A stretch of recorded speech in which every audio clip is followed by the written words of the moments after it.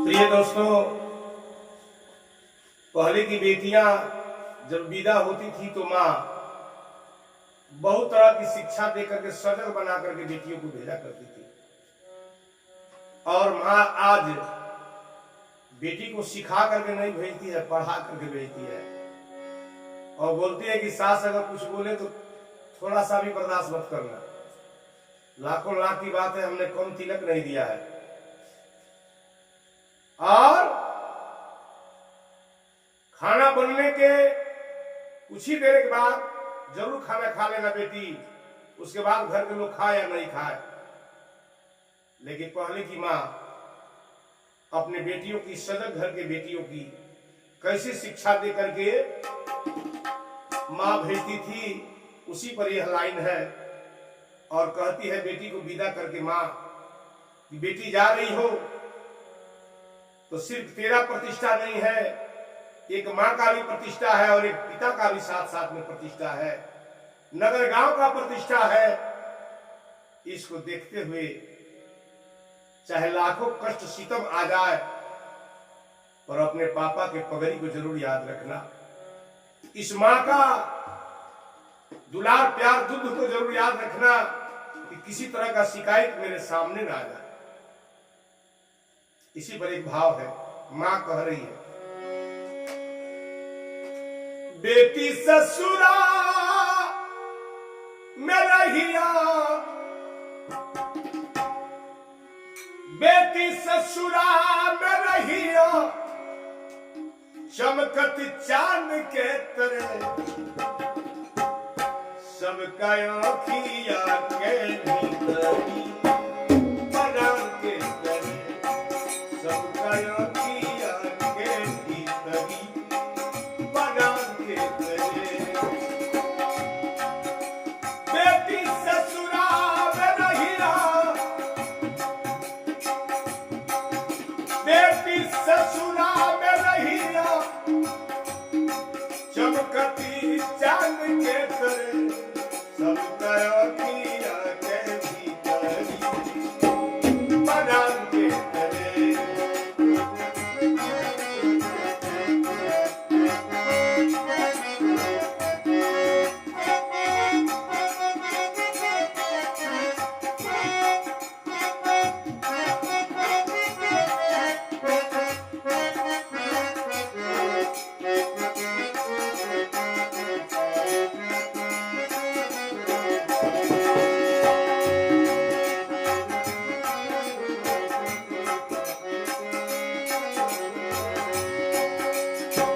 माई बताओ तेरी बेटी से कि बेटी जाता है ससुराल, नगर गांव के प्रतिष्ठा बा, बाबूजी के पगड़ी साथे बा, अपना रहन में सुधार के रहिए। पहले के माई लोग कहत रहे, ए बारे के माई लोग फोन लगाओ तो बॉबी हेलो, आ तो हम आई का करतरू, आ तो खाना खियाओ तनी, अरे आई 10 बजे अभी घरे खियाओ तनी, आ तभी आधा लोग खैले बा, आधा बाकी बा।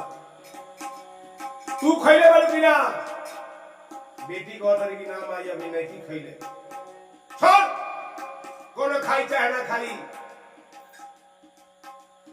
उपास रही चाहे घर में टेटाई पहले ते खा ले, ओकरा बाद कोनो खियाइए। इतना रुपया देने के बाद ये बेटे हमार बेटी उपास रही तो भैया ये माई के राय घर ना बसे देला। लेकिन देखी वो माई का कहतरी, सुन ली ससुर जी के बागी जब खरम्मा कजरा,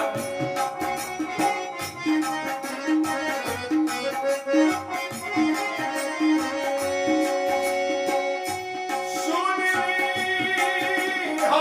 ससुर जी के बागी जब खरम्मा, लोटवा में पानी दिया धोवे खातिर पम्मा। देखिए बढ़िया सुजग परिवार और सुजग लोग कई बात है, जेकरा घर में संस्कार होके आ संस्कारी बन के जौन माई आई बड़ी, उनकर बेटी जब होई तो जब जाई तो माई संस्कार देली। कहतरी कि ससुर जी के अगर तनिसा पाँव बाज जाए, खड़ाऊ बाज जाए तो समझ जाइए कि उनका भोजन करे के बाद लोटा में पानी लेके दुआरी पर दे दिया कि पापा जी बाबूजी अब ई गोड़ धोई आ चली भोजन करी। कवि का कहते रहे, सुन ली ससुर जी के बादी जब खरवा हो लोटवा में पानी दिहा धोवे खातिर पौवा अपना सासू जी के जानी हा अपना सासू जी के जानी हा भगवान के तरह सब कयो किया के बना के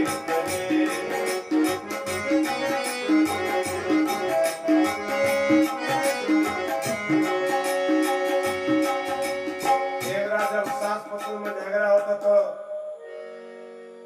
बतौर को तरीके सुनो ना, जैया थरिया बाजल तैया ही तोहार रहले आ जैया सीना बाज गेल ओ दिन से हमार हो तनको बुढ़ियो बोललू तो मुंह के दवाई हो जाई।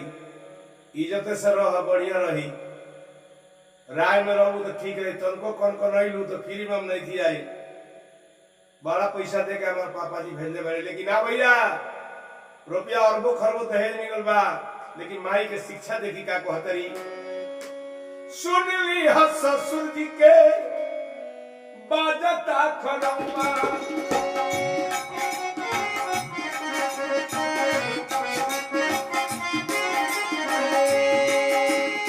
हो लोटवा में पानी दिहा धोवे खातिर पौवा अपना सासू जी के जानी हा अपना सासू जी के जानी हा भगवान के तरह सब कयो किया के बना के करे।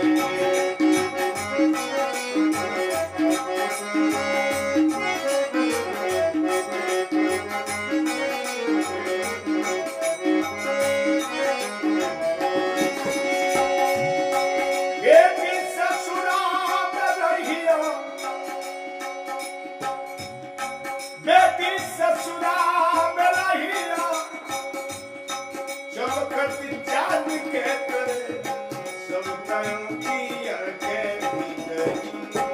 बना के तरह।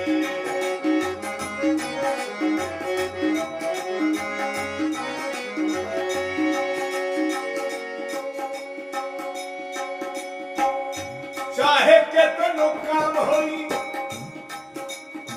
बेटी हो मती अगुतई हो,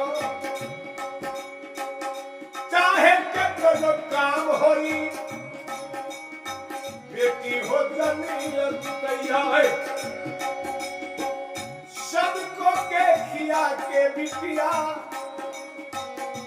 अपने तू खइहा। ई बात देवा संस्कारी मतारी सिखावेली कि घर में कितनो काम हो तो तोहरे काम हो। अब तू हमारा घर में रहे वाला नहीं खू, हम तोरा के बेटी विदा कर दिले बानी, चाहे कितनो काम करे के पड़ता काम तोहार हो, काम से मतलब तो ही हो। आ एगो बात और जान लो, घर में सब कोई जब भोजन कर ली जो अनुग्रह रही उहे खा के संतोष कर ली हो। इतना जब करूँ तो कौनो शिकायत हमनी के ना आई। चाहे कितनो काम होई बबी हो मतिया रुपई हो, सबको के किया के अरे बिटिया रे खई हो।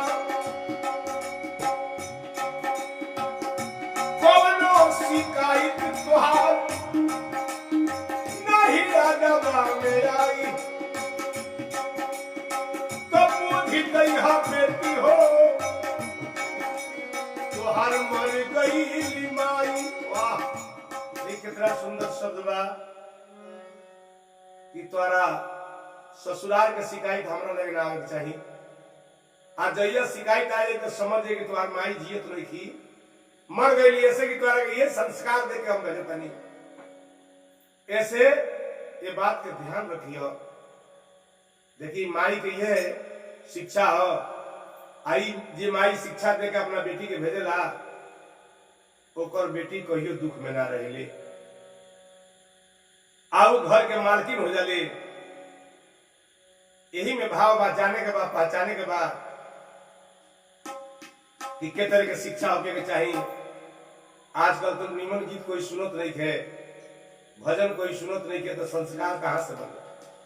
कथा प्रतोक सुनत नहीं के संस्कार कहां से बने? कभी क्या कहते रे, जहिया शिकायत बेटी नहियर में आई, बुझ जइहा बेटी हो जियत नहीं खेपाई, रखिया पापा जी के पगड़ी। हमार बात तो लोग बा, अपना पापा जी के पगड़ी पर भी ध्यान दिह, सेवा में कम के मत करियो, पासे सुध दियो, ना होई नमक तो बिना नमक के खा लिह, आपन हिसाब लोग के खिया दिह। लेकिन इस शिकायत हमारा लगे ना आवे। रखिया पापा जी के पगड़ी, रखिया पापा जी के पगड़ी। लेकिन कहे बाबा आज दुल्हन लोग बता घर में कच कचहट बा, बाबूजी इन्हें समझावे के तोरा गांव में पूछे तो क्या बात बा, भाई महाराज अशर और बेटी भी के चाहिए सही लगे तो ये से खनखन मनखन लागल बा, आ एको आदमी चैन से के कार में संस्कार देल बानी। ओकरा बुझाला बाबूजी के जीते मर गईले। आवे कोनो जब जीप में बाबूजी आवे कहले कि तब सुन ले ना हमार बेटी कोनो गलती सही कइले हो तो बताई, हम समझाए। सास ससुर समझी कहले कि ना समझी जी, ये बेटी नहीं के हमरा खातिर भगवान दिया, हमरा बेटी से बढ़ के दिया। तो हमारा माई बाप के कलेजा फुला जाला कि वाह हमार बेटी ये तरह काम करे कि हमार पगड़ी आज आसमान छूता। तो रखिया बाबूजी के पगड़ी, रखिया बाबूजी के पगड़ी, आसमान के तरह सबका आँखिया के भीतर बना के तरह, सबका आँखिया के भीतर बना के तरह। बेटी ससुराल में रहिया, बेटी ससुराल में रहिया, चमकती चांद के तरह सबका नजरी के भीतर बना के तरह, सबका आँखिया के भीतर बना